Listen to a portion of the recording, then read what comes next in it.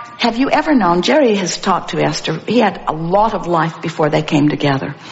And he was in the circus as a teenager, and then he was in show business for years, and he was on the road constantly and surrounded by all kinds of different people. And he spoke frequently about the roughness of the environment and how he readied himself to protect himself. He was very fierce. He knew that there could be those who would come to fight, and he had to be ready for it and to give it everything he had when it did come. And for a period of his life, there was hardly a day that he did not have an altercation and come to physical blows with someone in his quest to make the world a better place. After all, don't you make the world a better place by beating the hell out of anyone who's trying to do the opposite?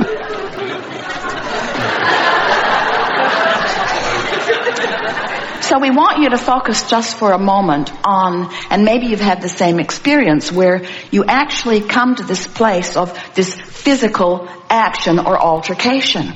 And haven't you noticed that when things really come to blows like that, when there's action, physical action involved, that it's going to get way, way, way, way worse before it gets better. And what we're suggesting is, in your mind, just make a mental decision that rather than moving into that fist fight or that nuclear war or whatever it is, just draw back from the action of it. Just draw back from the action of it and just stay with us for a moment.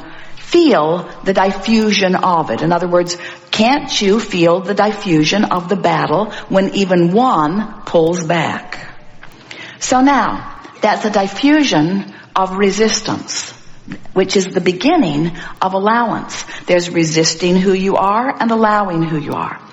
So now, continue with your verbal dialogue. And haven't you noticed, have you ever been in a discussion with someone with whom you disagreed? Have you ever been able to talk them out of their position? Doesn't it just get bigger and bigger and bigger and bigger? The surer you are, the surer they are, and the surer they are, the surer you are. Now, there's a universal law behind that, because whenever you know what you don't want, you know more clearly what you do want. In other words, it's parlaying up bigger and bigger and bigger and bigger. But we're just saying, and we know you've noticed that verbal battle never gets resolved. It just gets bigger and bigger and bigger. In fact, it usually leads to the physical stuff if you let it go far enough, but we're moving the other way. So you withdrew the fists, and now you've decided to shut up. You've decided to just stop the commentary with the intention of diffusing the resistance. Now, we know some of you are thinking, but Abraham, I was right. I was right. And we remind you, we know you were right. We'll give that to you. You were right. We know you think you were right. We know it felt like you were right. We'll give it to you. You were right. But remember, the criteria is not, is it true or am I right? The criteria is, how does it feel? So we want you to feel the diffusion that happens when you stop offering your fists, and more diffusion that happens, more releasing of resistance happens when you stop offering the words. But you're still thinking about it, aren't you? You're still thinking about it. In fact, you're going to bed thinking about it, and you're waking up thinking about it, the injustice of it. You really wish that you just obliterated them when you had the chance. Now, think about withdrawing those thoughts. Now, this is the thing that we really want you to understand. We've never known anyone who could really turn their attention away from an active vibration, because it's an active vibration. Someone said, it feels like my thoughts are thinking me. So we want to help you to give yourself the benefit of the doubt and let yourself off the hook by acknowledging that when you've got something going on and it's really active in your vibration, you're thinking about it a lot, because you've been offering the vibration. You've trained yourself into the vibrational frequency of that. So that thought is showing up, just like someone to fight with showed up in Jerry's experience every day when he was taking all of those jujitsu and all of those different self-defense. The more prepared he was for it, the more of it came to him. It does to anyone. The more clever you get in your argumentative debate, the more people to debate will come to you. Law of attraction just brings it. So you have to decide, and this is the thing that we really want you to understand, is that when you decide that you're trying to strike your pose of harmony with the new and expanded version of you, with the lifestyle that you've put into your vortex, when you decide that you're going to turn your attention in the direction of who you really are and what you really want, in your attention to something else, that vibration begins to fade away. So what we're really saying to you is that creation is about training yourself into vibrational patterns. And in the same way that Jerry made a decision finally, this fighting business is getting me nowhere. He decided that he was not going to fight anymore. And almost from the moment that he made that decision, not one other fight presented itself to him, because he deactivated it from his vibration enough that it stopped coming. And we are proclaiming to you that you have the ability to deactivate all unwanted things in your vibration. But the only way that you can deactivate unwanted things is to make a decision about what you are going to activate.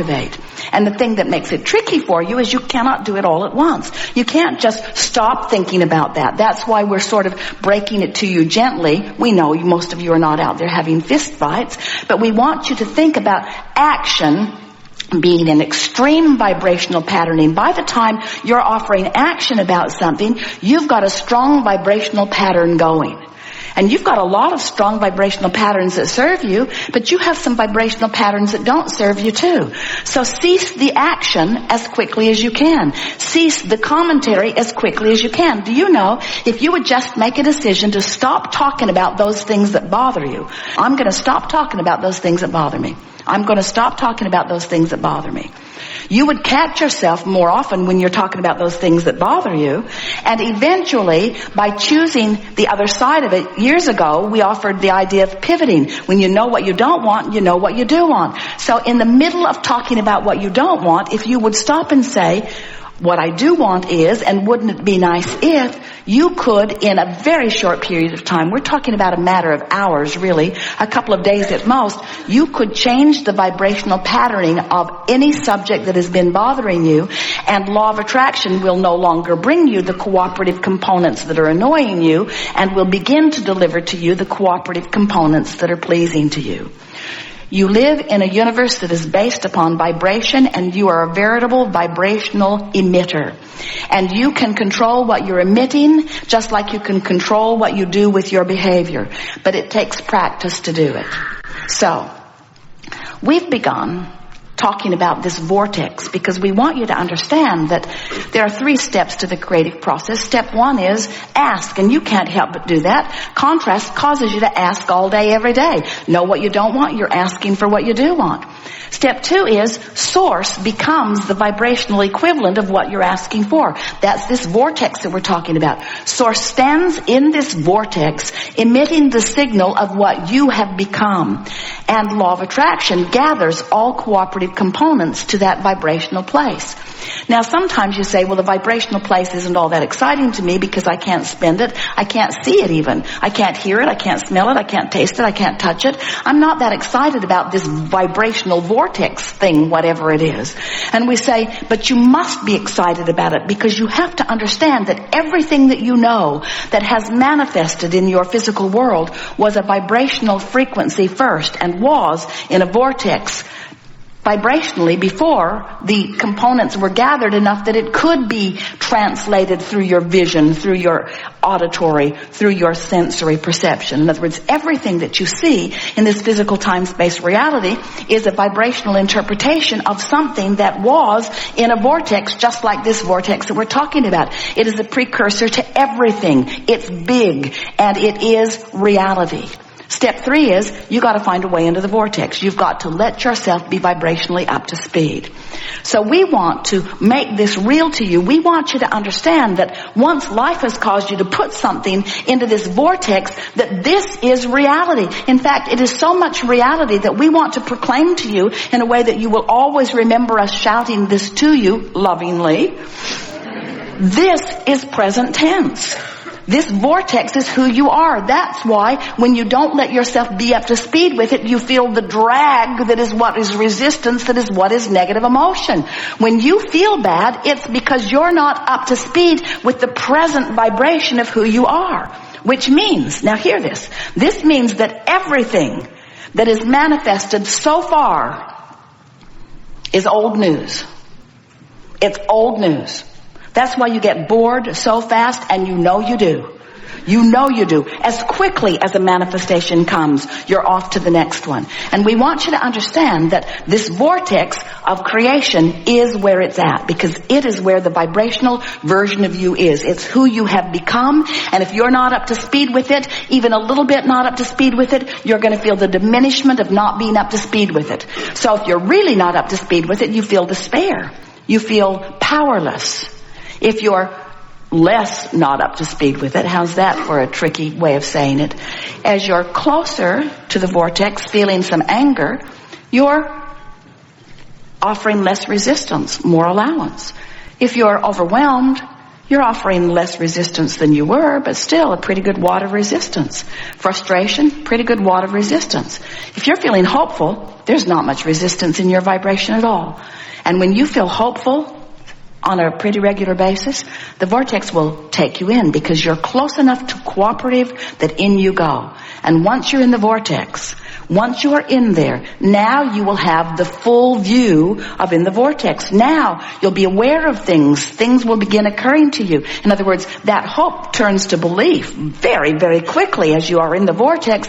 And that belief turns to knowing very, very quickly once you're in the vortex, till you reach the place where you understand that you are creator, and that there is nothing that you cannot be or do or have. And that everything that is occurring in your experience is by your choice and by your choice alone.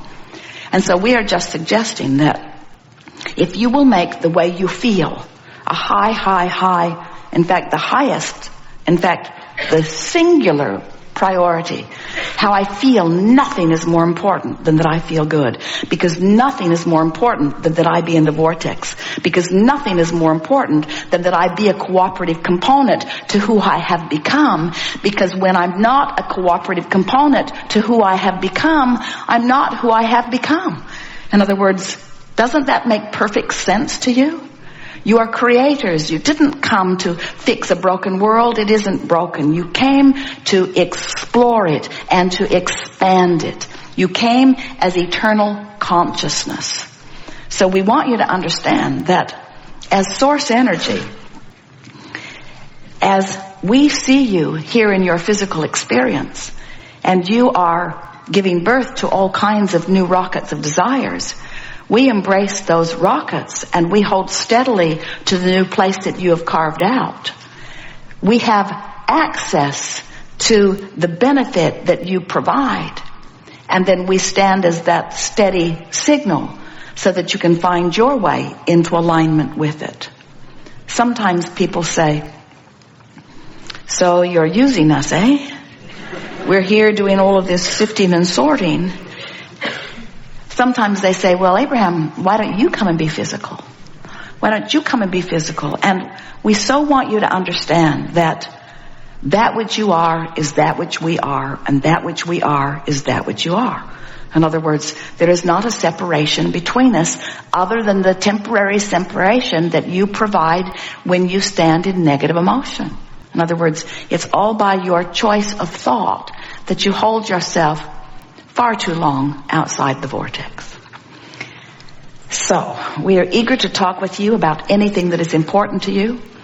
We're going to offer everything that we can offer to coax you in the direction of your vortex. We stand in complete, never-ending appreciation for wherever you are standing, because we reap the benefit of everything you ask for. So, some might say, we do have the better end of this stick because we stand in the place getting to receive the benefit of all of your sifting and sorting and expanding. But we want you to understand that this vibrational place where we stand, this place of love always, this place of constant knowing and appreciation, this place of riding the fastest wave into the new realm of expansion, it's there for you too. In other words, you get to ride these rockets When you feel elation, when you feel shivers running through you, what you're actually feeling is what we're feeling.